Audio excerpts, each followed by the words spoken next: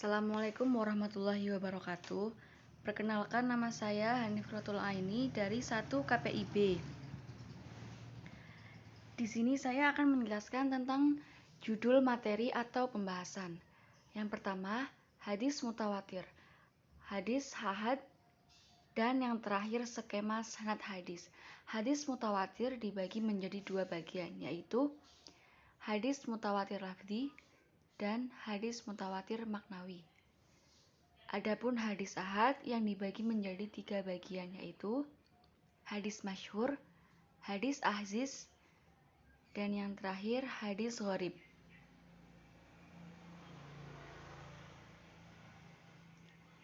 Hadis mutawatir.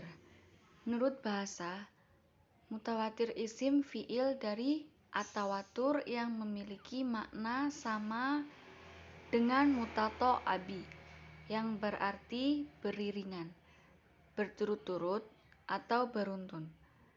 Atau dapat juga diartikan sebagai sesuatu yang dapat secara beriringan antara satu dengan yang lainnya tanpa ada jaraknya.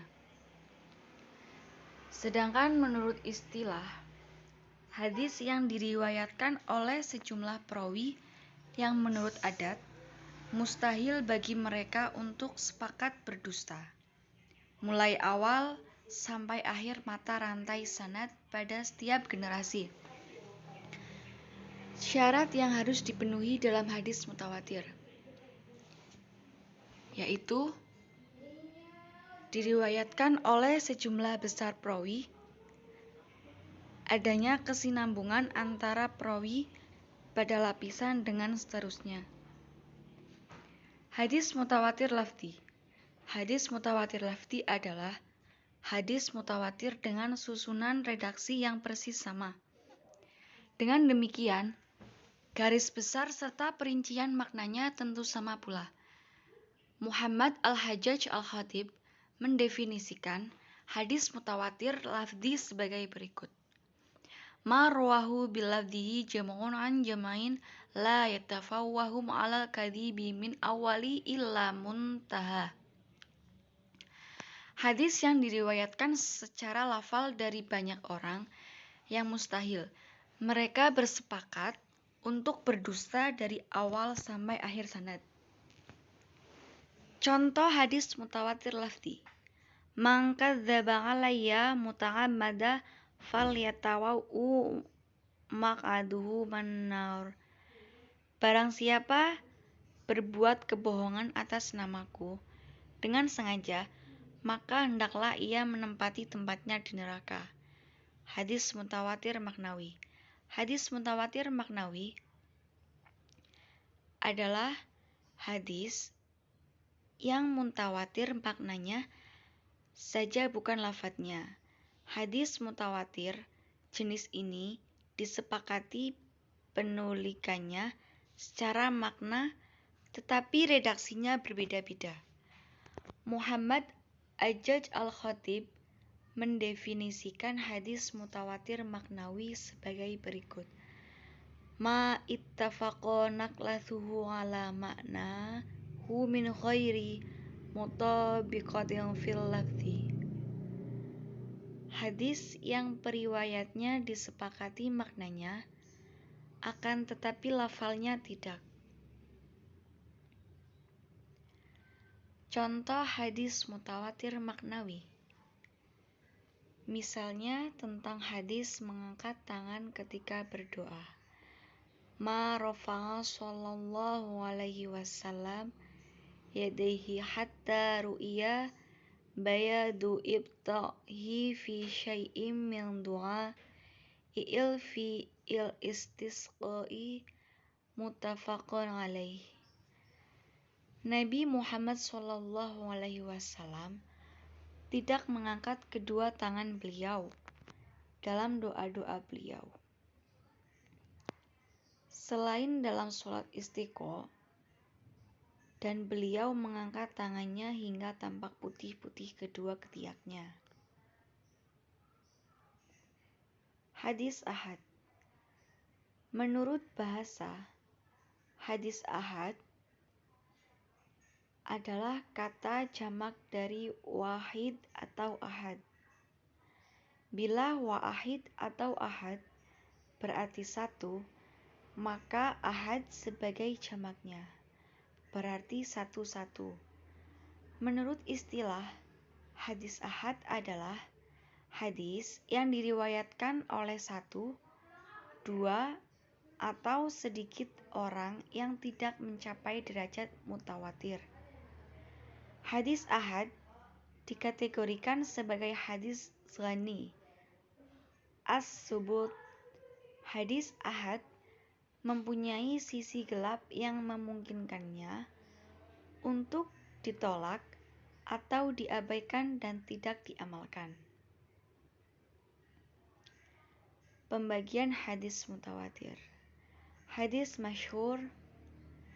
Yang dimaksud dengan hadis masyhur adalah hadis yang diriwayatkan oleh 3 orang atau lebih serta belum mencapai derajat mutawatir. Macam-macam hadis masyhur.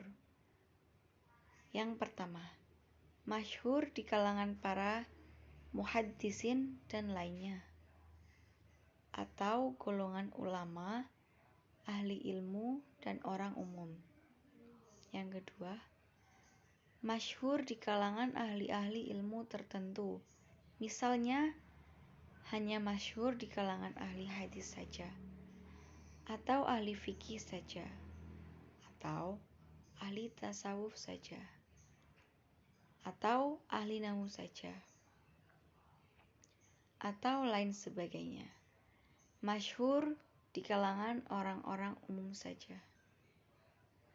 Hadis aziz ialah hadis yang diriwayatkan oleh 2 orang, walaupun 2 orang rawi tersebut terdapat pada satu thabaqah saja.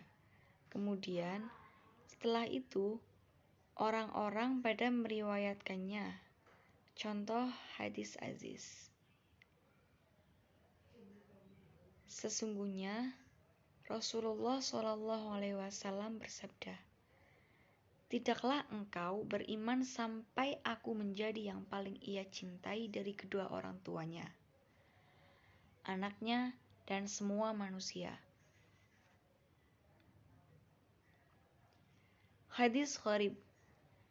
Yang dimaksud hadis gharib ialah hadis yang dalam sanadnya terdapat seorang yang menyendiri dalam meriwayatkan, di mana saja penyendirian dalam sanad itu terjadi. Yang pertama, gharib mutlak. Apabila penyendirian rawi dalam meriwayatkan hadis itu mengenai personilnya, maka hadis yang diriwayatkan disebut gharib mutlak. Yang kedua, gharib nisbi. Apabila penyendirian itu mengenai sifat-sifat atau keadaan tertentu seorang rawi, maka hadis yang diriwayatkannya disebut dengan hadis gharib nisbi. Contoh hadis gharib. Haddatsani Ahmad bin Iska bi haddatsana Muhammad bin Fudaili an Umarah nil Qaqai ani Abi Zur'ata an Abi Hurairah radhiyallahu anhu qala Nabi sallallahu alaihi wasallam kalimatani habibatani ila rahmani hafidtani ala sani thiqalatani fi mizani subhanallah wa bihamdihi subhanallahil azim. Al-Bukhari menyatakan, telah menceritakan kepadaku Ahmad bin Ishqab, ia berkata, telah menceritakan kepada kami Muhammad bin Fudail dari Umarah bin Al-Qaqah dari Abu Zu'rah dari Abu Hurairah, semoga Allah meridhoinya. Ia berkata, Nabi SAW bersabda, 2 kalimat yang dicintai oleh Ar-Rahman atau Allah ringan di lisan, berat di timbangan, yaitu subhanallah wa bihamdihi subhanallahil azim. Maha suci Allah dan kami memujinya. Maha suci Allah yang maha agung. Dan yang terakhir ada skema sanad hadis. Skema sanad hadis dari beberapa hadis yang telah ditemukan melalui kegiatan tahrij al-hadis. Penulis hanya mengambil satu sampel dari masing-masing periwayat. Untuk pembuatan skema sanad, berikut uraian skema sanad hadis.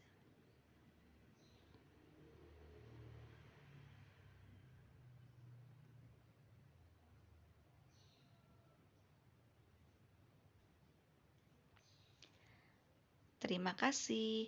Mohon maaf bila banyak kesalahan kata. Wassalamualaikum warahmatullahi wabarakatuh.